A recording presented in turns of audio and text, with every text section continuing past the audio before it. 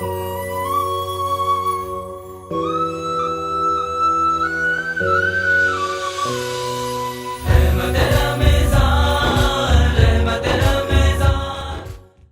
باللہ من الشیطان الرجیم، بسم اللہ الرحمن الرحیم۔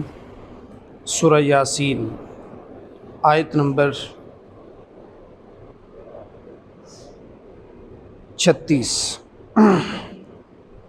سبحان الذی خلق الازواج کلها مما تنبت الارض ومن انفسهم ومما لا يعلمون وآیۃ لہم اللیل نسلخ منہ النہار فإذا هم مظلمون والشمس تجری لمستقر لها ذلك تقدیر العزیز العلیم والقمر قدرناه منازل حتى عاد كالعرجون القدیم لا الشمس ينبغي لها أن تدرك القمر ولا الليل سابق النهار وكل في فلك يسبحون۔ صدق اللہ العظیم۔ عزیزان محترم، گزشتہ روز سے ہم نے جو ٹاپک ڈسکس کیا، بلکہ جس کا آغاز ہوا، وہ اللہ رب العزت کی شان اور اس کی قدرتوں پہ تھا۔ اللہ رب العزت نے فرمایا کہ اے لوگو، میری عبادت کی طرف آؤ، میری بات مانو۔ اور پھر اللہ نے اپنی قدرتیں شو کی کہ میری قدرت کیا کیا ہے۔ اس میں سے ایک پوائنٹ کل ہم نے ڈسکس کیا تھا کہ اللہ کی نشانیوں میں سے ایک نشانی مردہ زمین ہے، کہ اللہ اپنی قدرت سے مردہ زمین میں جان ڈالتا ہے، پھر اس سے پھل پھول پیدا ہوتے ہیں جو انسانوں کے لیے اور ساری کائنات کے ذی روح اشیاء کے لیے زندگی کا باعث بنتی ہیں۔ آج یہی ٹاپک ایک نئی ایگزامپل کے ساتھ آگے چل رہا ہے۔ فرمایا کہ ایک تو یہ تھا کہ زمین اللہ کی نشانیوں میں سے ایک نشانی ہے۔ آج دوسری نشانی ڈسکس ہو رہی ہے کہ سبحان الذی خلق الازواج، کہ اللہ کی ذات وہ ہے کہ جس نے ہر شے جوڑے میں پیدا کی ہے۔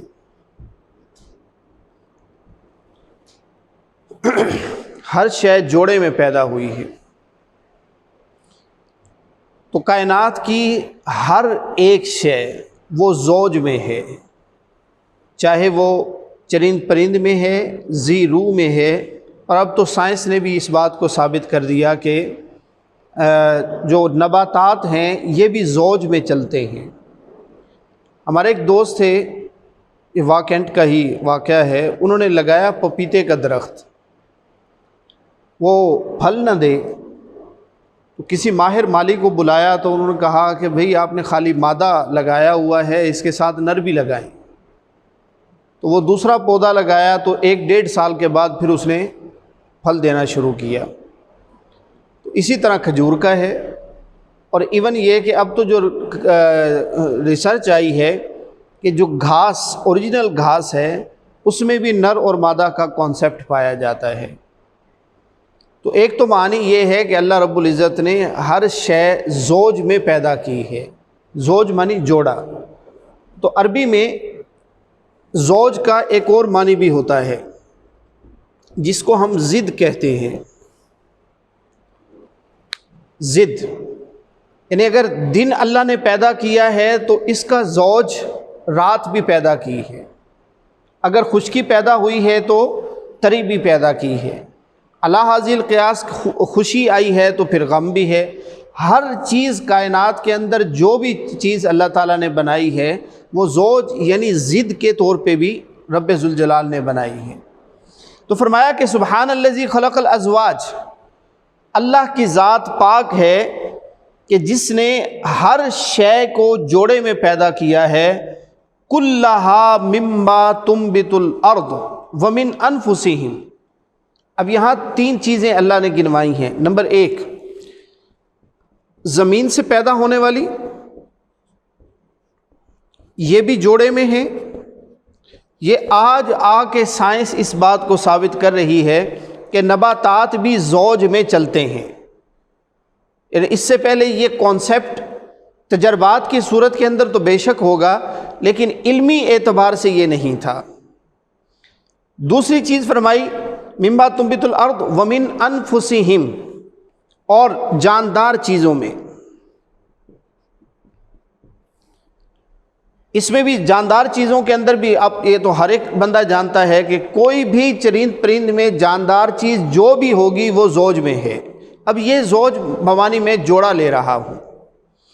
اور تیسری چیز اللہ رب العزت نے فرمایا کہ وَمِنْ أَنفُسِهِمْ وَمِمَّا لَا يَعْلَمُونَ، اور تیسری چیز کیا ہے کہ جس کا ابھی تک آپ کو علم نہیں ہے، اور آگے جا کے وہ علم آپ کے پاس آ جائے گا۔ یہ کمال قرآن پاک کی فصاحت و بلاغت ہے، کلام ربی کی فصاحت و بلاغت ہے کہ اللہ رب العزت وہ پوائنٹ اس کے اندر رکھ دیتا ہے کہ قیامت تک آنے والا ہر انسان اس میں سے رشد و ہدایت کا اپنے لیے ذخیرہ تلاش کر سکتا ہے۔ تو فرمایا کہ وَمِمَّا لَا يَعْلَمُونَ، تین چیزیں فرمائیں کہ جو آپ کے پاس زوج ہے، ایک کس چیز کا ہے کہ زمین سے پیدا ہونے والی نباتات، دوسرا ساری چیزوں کے جاندار، اور تیسری وہ چیزیں جن کا ابھی آپ کے پاس علم نہیں ہے اور وقتاً فوقتاً وہ چیزیں سامنے آتی چلی جائیں گی۔ میں نے کہیں پڑھا تھا، اب مجھے اس کا ماخذ تو ذہن میں نہیں رہا، بہت عرصہ ہوا کو نظر سے ایک تحریر گزری تھی کہ اللہ رب العزت نے پہاڑ پیدا کیے ہیں تو اس کا بھی زوج ہے، پہاڑ کا بھی زوج ہے۔ پھر اس کی پرتیں تھیں، اوپر والی پرت کو کیا کہتے ہیں، نیچے والی پرت کو کیا کہتے ہیں۔ ہر پہاڑ 7 سے 11 پرتوں کے اوپر مشتمل ہوتا ہے۔ آپ دیکھتے ہیں کہ جب پتھر ٹوٹتا ہے تو ایک اوپر کی پرت نکلتی ہے، پھر دوسری پرت نکلتی ہے، پھر تیسری پرت نکلتی ہے۔ تو اس کا بھی کوئی کلیہ تھا، اب میرے ذہن میں نہیں رہا کہ یہ ان پرتوں کا آپس کے اندر بھی نر اور مادے کا کوئی کنسیپٹ تھا جس سے یہ آپس میں جڑے ہوئے تھے۔ تو سمپل یہ کہ اللہ رب العزت نے کوئی بھی شے پیدا کی ہے وہ زوج میں پیدا کی ہے، اور اگر ایسی چیز ہے جو ان چیزوں کے اندر ایگزسٹ نہیں کرتی، وہاں پہ پھر ہم اس کو بمانی ضد لے لیں گے۔ یعنی کائنات کی کوئی بھی شے ہے وہ یا ضد کے ذریعے یا زوج جوڑے کے ذریعے، زوجین کے ذریعے، وہ اللہ رب العزت نے ان کو ایک دوسرے کے ساتھ مماثلت کے طور پہ پیدا کیا ہے۔ آگے فرمایا کہ وَآیَةٌ لَهُمُ اللَّيْلُ، دوسری نشانی تھی جوڑے، اب تیسری نشانی ہے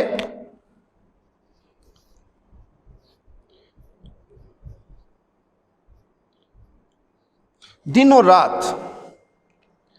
یہ اللہ رب العزت کی وہ نشانی ہے کہ جو انسان سوچ بھی نہیں سکتا اس چیز کو۔ اچھا، قرآن پاک نے جا بجا یہ ارشاد فرمایا ہے کہ لوگوں اللہ رب العزت کی نشانیوں پہ غور کرو، اور ہم لوگ پوری زندگی گزر جاتی ہے ہم نے ان چیزوں کے اوپر غور نہیں کیا ہوتا، ہم ان چیزوں کے اندر تفکر و تدبر نہیں کرتے، اور قرآن پاک بار بار کہتا ہے کہ ان چیزوں کے اندر غور کرو، ان سے دیکھو، ان سے سیکھو۔ فرمایا کہ وآیۃ لہم اللیل، کہ ان لوگوں کے لیے رات میں ایک نشانی ہے۔ کیا نشانی ہے؟ نسلخ منہ النہار، سلخ، سلاخ ہم اردو کے اندر لفظ استعمال کرتے ہیں، سلاخوں کے پیچھے چلا گیا، یا لوہے کی کوئی بڑی چیز ہو اس کو سلاخ کہہ دیتے ہیں۔ تو سلخ ینسلخ کا مطلب ہوتا ہے کھینچ کے ایک جگہ سے دوسری جگہ لے جانا۔ لوہا بیسیکلی سالڈ شیپ میں ہوتا ہے، اس کو مختلف طریقے سے پگھلا کے لمبائی کے اندر لے کے جاتے ہیں، اس وجہ سے اس کو سلاخ کہہ دیتے ہیں۔ کسی چیز کو جب کھینچ کے ایک جگہ سے دوسری جگہ لے کے جایا جائے اس کو سلخ کہتے ہیں عربی میں۔ فار ایگزامپل، آپ سو رہے ہوں اور سوتے سوتے کوئی رضائی کو یوں کر کے کھینچ دے یا چادر کو یوں کر کے کھینچ دے، اس کو سلخ کہتے ہیں۔ یعنی کوئی ڈھانپی ہوئی چیز ہو اور اس کو یوں کر کے کھینچ لیا جائے، یہ سلخ ہوگا۔ تو قرآن پاک کہتا ہے کہ نسلخ منہ النہار، کہ ہم رات کے اوپر سے، اب یوں سمجھ لیجئے کہ اللہ نے مثال دی ہے کہ 2 چادریں ہیں، ایک کالی چادر ہے اور ایک سفید چادر ہے۔ تو جب رات آنی ہوتی ہے تو سفید چادر کو کھینچ کے اللہ اوپر لے آتا ہے، اور جب دن کے بعد جب رات کے بعد دن آنا ہوتا ہے تو پھر کالی چادر کو کھینچ دیتا ہے اور سفید چادر غالب آ جاتی ہے۔ تو فرمایا کہ نسلخ منہ النہار، رات کے اندر ان کے لیے نشانی کیا ہے کہ ہم دن کو کھینچ کے نسلخ منہ النہار، اور فَإِذَا هُمْ مُبْلِسُونَ، مبلسون لباس سے بنا ہے جس کو اوڑھ لینا کہتے ہیں، کہ اگر دن ہے تو انسان دن کو اوڑھ لیتا ہے، رات ہے تو رات کو اوڑھ لیتا ہے، کہ نسلخ منہ النہار، کہ ہم دن میں سے کھینچ کے ان کے لیے رات لے کے آتے ہیں، اور رات ان کے اوڑھنے اور تسکین کا ذریعہ بن جاتی ہے، آرام کا ذریعہ بن جاتی ہے۔ نسلخ منہ النہار فَإِذَا هُمْ مُظْلِمُونَ، میں مبلسون پڑھ رہا تھا، فَإِذَا هُمْ مُظْلِمُونَ، کہ یہ پھر ان کے اوپر چھا جاتی ہے۔ ظلم یظلم سے ہے، جس کا مطلب اندھیرا ہونا ہوتا ہے، کہ نسلخ منہ النہار، رات کے اندر ان کے پاس نشانی ہے کہ اتنا چمکتا ہوا سورج، چہار اطراف میں روشنی، ایک دم رات غالب آتی ہے اور اندھیرا ہر طرف چھا جاتا ہے۔ اور پھر فرمایا یہ دوسری نشانی تھی، تیسری نشانی تھی۔ اب چوتھی نشانی، وَالشَّمْسُ تَجْرِي لِمُسْتَقَرٍّ لَهَا،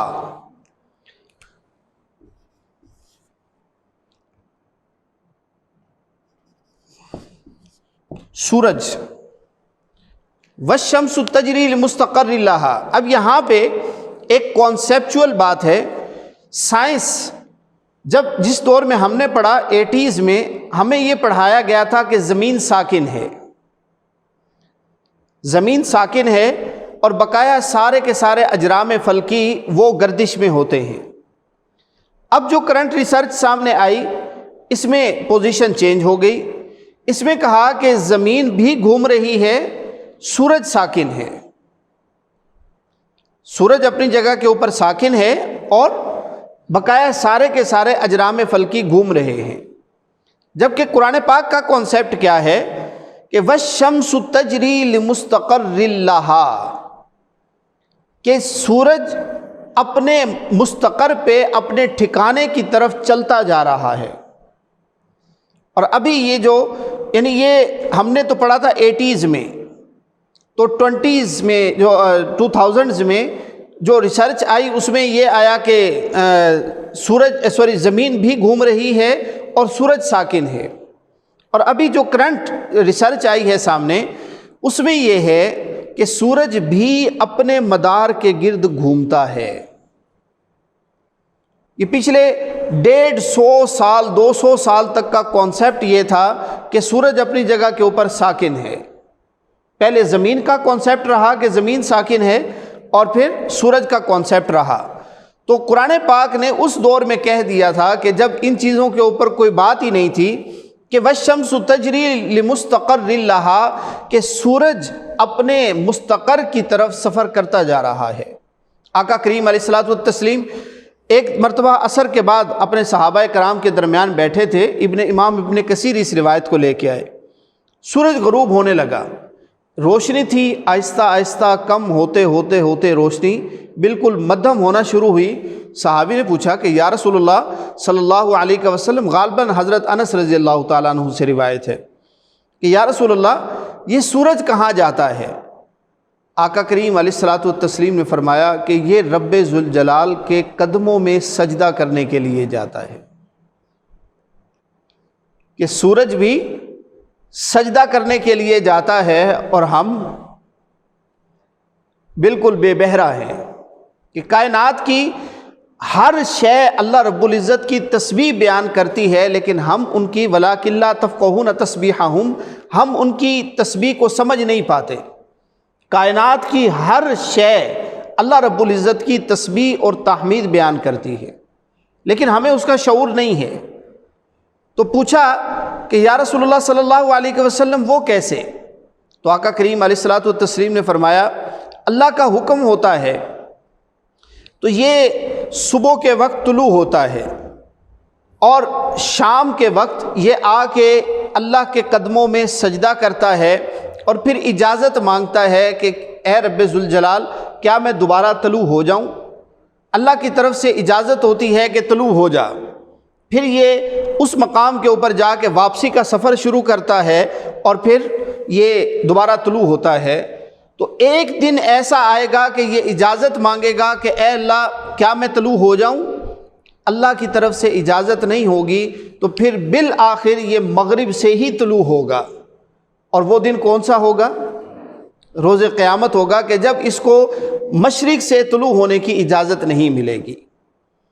آج یہ سمجھ لیجئے آج کے دور میں تھوڑا سا سائنٹیفک دور آ گیا ہے، تو ہمیں یہ پتہ ہوتا ہے کہ آج اگر یہاں پہ سورج غروب ہوا ہے تو کسی نہ کسی جگہ کے اوپر نکل رہا ہے۔ اس کا مطلب ہے کہ سورج کی روشنی بھی گردش کے اندر ہے، زمین ان مدار کے اندر اس کے گرد بھی گھوم رہی ہے اور اپنے مدار کے گرد بھی گھوم رہی ہوتی ہے۔ اب یہ سائنٹیفکلی ساری باتیں ہیں، تو سمپل یوں سمجھ لیجئے کہ اللہ رب العزت کی طرف سے جس دن اجازت نہیں ہوگی سورج کے نکلنے کی، اس دن کیا ہو جائے گا؟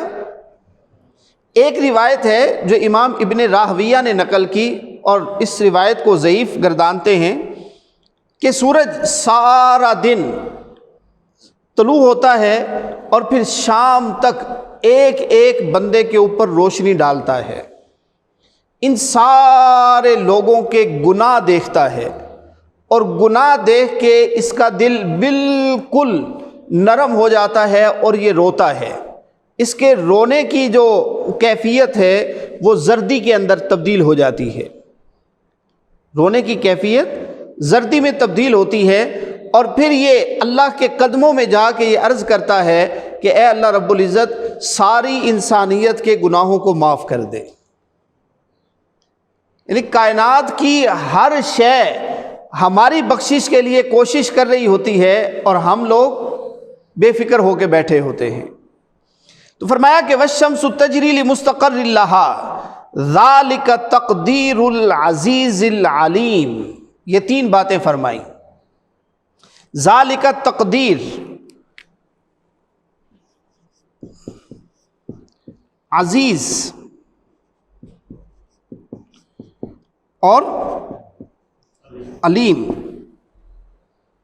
تقدیر کہتے ہیں کہ جو پری ڈیفائنڈ ہو چکا ہو، یعنی کبھی ایسا نہیں ہوا، ہزارہا سال سے سورج بنا ہوا ہے، کبھی ایسا نہیں ہوا کہ آج اس نے کہا ہو کہ میں اس روٹ پہ نہیں، روٹ تھوڑا سا چینج کر لوں۔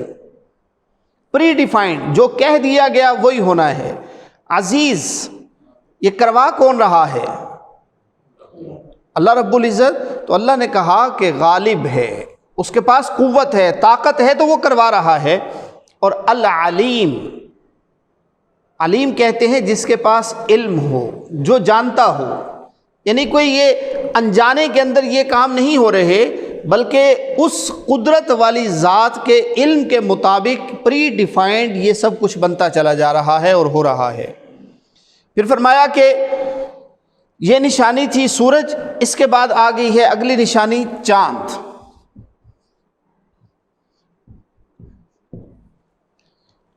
نشانی کیا ہے؟ والقمر قدرناہ منازل، اور ہم نے چاند کی منزلوں کو طے کر دیا ہے، حتی عاد کالعرجون القدیم، یہاں تک کہ وہ ہوتا ہوتا ہوتا کھجور کی ایک پرانی ٹہنی کی طرح بن جاتا ہے۔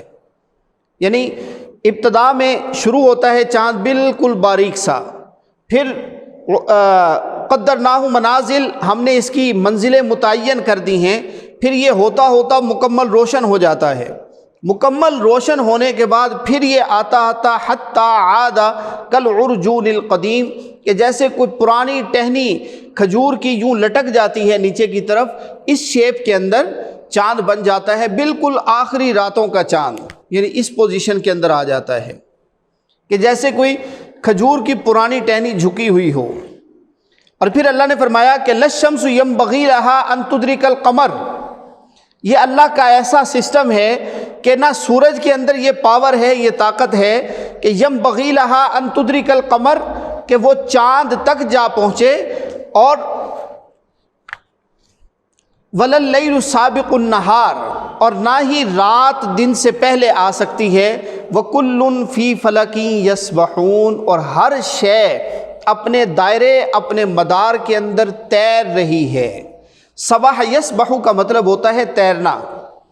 تو یہاں سے پتہ لگتا ہے کہ سائنس آج یہ بات ثابت کر رہی ہے کہ پانی کی طرح کی کوئی خلا کے اندر ہوا ہے، پانی کی طرح کے جو اس سارے کو اپنے سسٹم کے اندر چلا رہی ہے، ہوا کے گولے ہیں، اور پھر مختلف قسم کی مخلوقات اللہ رب العزت نے یہاں پہ بنائی۔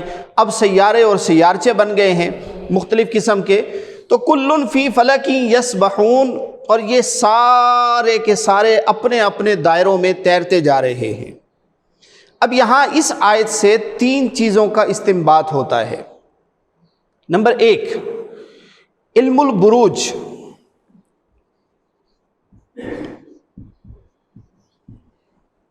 علم البروج، چاند اور سورج کی مدد سے علم البروج کا تعین کیا جاتا ہے، اور اس کی اصل یہ قرآن پاک کے اندر یہی آیت ہے۔ دوسرا اس سے طے ہوتا ہے دن اور رات کا کانسیپٹ۔ یہ جو ہماری مساجد میں وہ ٹائم ٹیبل، نقشہ اوقات نماز، یہ سارا ہر ایک جگہ کے اوپر لگا ہوتا ہے، اس کی اصل بھی یہی آیت ہے۔ قرآن پاک نے کہا کہ لَلشَّمْسُ يَنبَغِي لَهَا أَن تُدْرِكَ الْقَمَرَ وَلَا اللَّيْلُ سَابِقُ النَّهَارِ، کہ دن اور رات کا تعین کیسے ہوگا، وہ قرآن پاک کی یہی اصل ہے کہ چاند اور سورج کے ذریعے ہوگا۔ اور وہ اس طرح کہ چاند اور سورج کبھی یہ دونوں آپس کے اندر ایک دوسرے تک نہیں پہنچ پاتے، یعنی ایک دوسرے کو پکڑ نہیں سکتے۔ اور تیسری چیز یہاں سے پتہ لگتی ہے وَكُلٌّ فِي فَلَكٍ يَسْبَحُونَ، ان کا آسمانوں کے اندر تیرنا، جس کو آج سائنس ثابت کر رہی ہے۔ یہ 3 مین چیزیں یہاں سے ثابت ہوتی ہیں۔ علم البروج، یہ یاد رکھیے، علم کی 2 اقسام ہیں۔ ایک علم حقیقی اور دوسرا علم ظنی۔ علم حقیقی وہ ہے کہ جس میں ذرہ برابر بھی کوئی شبہ نہ ہو، جیسے قرآن پاک اور آقا کریم علیہ الصلوۃ والتسلیم کی حدیث، یعنی اس میں ہم کلام نہیں کر سکتے۔ جہاں پہ آ گئی بات قرآن پاک کے اندر ہے تو بس بات ختم، آقا کریم علیہ الصلوۃ والتسلیم کی حدیث میں ہے، بات ختم۔ اس کو علم حقیقی کہتے ہیں۔ دوسری چیز آ گئی علم ظنی۔ یہ یاد رکھیے کہ علم البروج یا دیگر جتنے بھی علوم ہیں یہ علوم ظنی ہیں۔ کیسے؟ فار ایگزامپل ایک ڈاکٹر ہے، کوئی آپ کے پاس کوئی پرابلم آ گیا، آپ کے پاس رپورٹس ہیں، آپ ایک ڈاکٹر کے پاس لے کے گئے تو کیا ڈاکٹر اس سے وہ ایک ڈاکٹر کے پاس لے کے گئے، اس نے آپ کو پریسکرائب کر دیا، آپ وہی رپورٹس لے کے دوسرے ڈاکٹر کے پاس جائیں تو کیا ڈاکٹر پہلے کی طرح سیم پریسکرائب کرے گا؟ ڈیفرنٹ ہوگا۔ جب تیسرے کے پاس جائیں گے تو کیا ضروری ہے کہ ان دونوں کے ساتھ ملے؟ نو۔ وجہ کیا ہے؟ یہ ہے علم ظنی، وہ اپنی سوچ کے مطابق اس میں سے اخذ کرے گا کہ اس میں کیا پوزیشن ہے کیا نہیں۔ دوسری چیز یہ کہ قرآن پاک نے وَالسَّمَاءِ ذَاتِ الْبُرُوجِ، پوری سورہ بروج کی نازل کی ہے۔ اس کا مطلب ہے کہ اس کی کوئی نہ کوئی حقیقت ہے۔ اور تیسری چیز یہ ہے کہ حضرت ابراہیم علیہ السلام جس وقت انہوں نے سارے بتوں کو توڑا، اور سارے بتوں کو توڑ کے جب وہ توڑنے سے پہلے سارے لوگ میلے پہ جانے لگے تو انہوں نے ستاروں کی طرف دیکھا یوں کر کے، اور ستاروں کی طرف دیکھ کے کہا کہ قال انی سقیم، میں بیمار ہو جاؤں گا، میں بیمار ہو جاؤں گا۔ اب یہ ستاروں کا علم یاد رکھیے کہ اس دور میں اتنا زیادہ تھا، فرعون کے دربار میں بیٹھے ہوئے نجومیوں نے بتا دیا تھا کہ ایک بچہ پیدا ہوگا اور وہ کیا کرے گا؟ تمہاری سلطنت کو ختم کر دے گا۔ اور یہ بات جا کے پوری ہوئی ہے 60 سال کی عمر میں، حضرت ابراہیم علیہ السلام کی عمر 60 سال تھی اس وقت جب یہ سارا کا سارا واقعہ پیش آیا۔ ٹوٹل یہ سب کا سب جب سلسلہ مکمل طور پہ ہوا 60 سال، اور اس سے پہلے کتنا عرصہ پہلے ہوا ہوگا، پیشین گوئی کی ہوگی کس طرح ہو گئی۔ اس وقت ستاروں کا علم انتہا پہ تھا، اور یاد رکھیے کہ امت مسلمہ میں ستاروں کا علم بہت زیادہ رائج رہا ہے امت محمدی علیہ صاحب الصلاۃ والسلام پہ۔ لیکن پرابلم کہاں پہ آتا ہے، یہ علوم ہیں علوم ظنی، ان کو علوم حقیقی کی طرح نہیں لیا جا سکتا۔ کسی نے ظن کے طور پہ کہہ دیا کہ اس ستارے کی جو چال ہے اس چال کے مطابق یہ پاسبل ہے، تو پاسبلٹی ہے، وہ قرآن اور حدیث کی طرح حرف آخر نہیں ہو جاتا۔ جو ان علوم کے اوپر قرآن پاک اور حدیث کی طرح ایمان رکھے گا وہ ایمان سے خارج ہو جاتا ہے۔ ان علوم کو علوم کی طرح ہی رکھیں، پاسبل ہے اور پاسبل نہیں بھی۔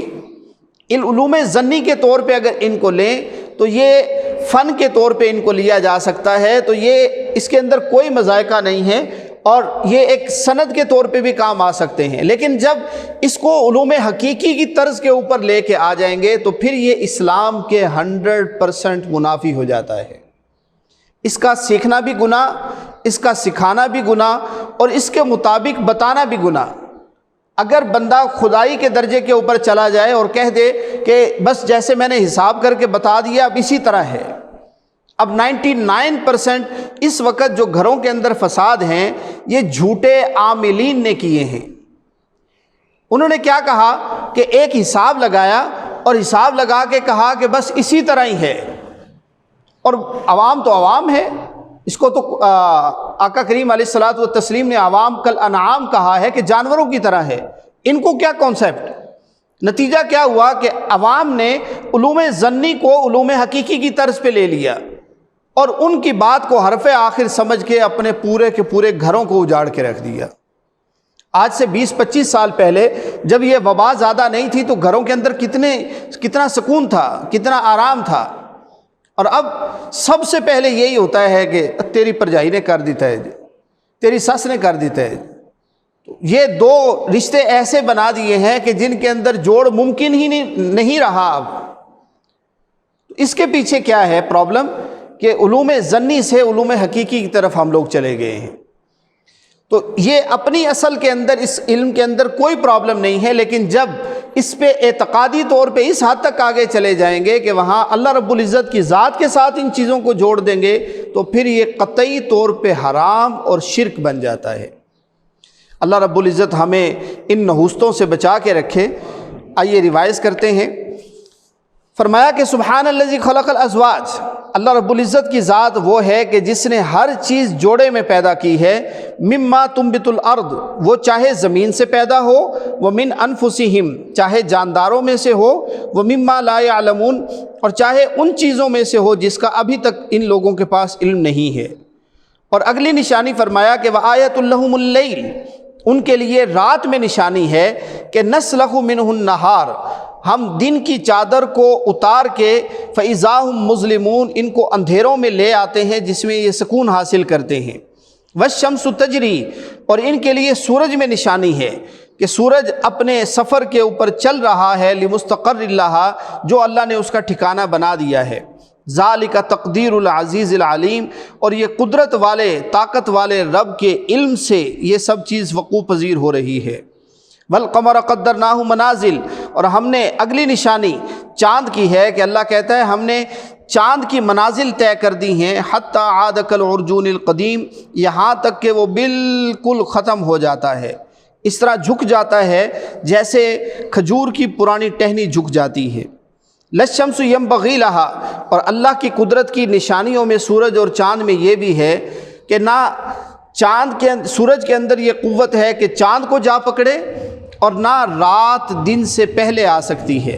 وَكُلٌّ فِي فَلَكٍ يَسْبَحُونَ، ہر شے اپنے اپنے مدار، اپنے اپنے دائرے میں تیر رہی ہے۔ اللہ رب العزت ہمیں دین کی سمجھ نصیب فرمائے۔ آگے پھر 3 نشانیاں یہ آگے ہوں گی انشاءاللہ، اس کو بھی ڈسکس کریں گے نیکسٹ لیکچر میں۔ اللہ ہمیں قرآن کی سمجھ نصیب فرمائے، آمین۔ اللہم صلی علی سیدنا مولانا محمد وعلی آل سیدنا مولانا محمد وبارک وسلم وصلی علیہ۔ اللہم طہر قلوبنا من النفاق واعمالنا من الرياء والسننا من الكذب واعیننا من الخیانہ، اللہم الف بین قلوبنا واصلح ذات بیننا۔